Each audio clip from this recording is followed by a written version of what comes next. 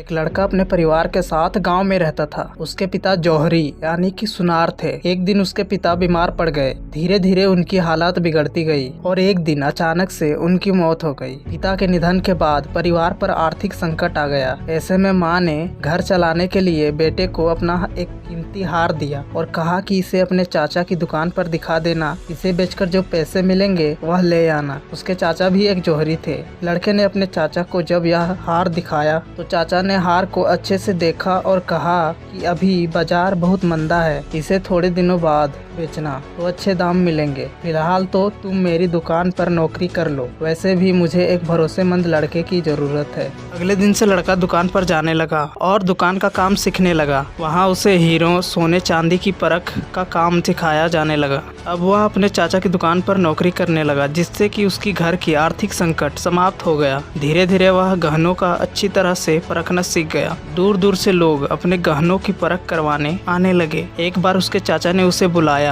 और कहा, जो हार तुम बेचना चाहते थे उसे ले आओ। लड़के ने घर जाकर माँ का हार जैसे ही हाथ में लेकर गौर से देखा तो पाया कि हार नकली है। वह तुरंत दौड़कर चाचा के पास पहुंचा और उनसे कहा, आपने मुझे तभी सच क्यों नहीं बताया जब मैं हार को बेचने आपके पास आया था। इस पर चाचा ने कहा कि अगर मैं तुम्हें उस समय सच बताता तो तुम्हें लगता कि संकट की घड़ी में चाचा भी कीमती हार को नकली बता रहे हैं और तुम्हें मुझ पर यकीन नहीं होता। लेकिन जब आज तुम्हें खुद ही गहने परखने का ज्ञान हो गया है तो अब तुम खुद असली नकली की पहचान कर सकते हो।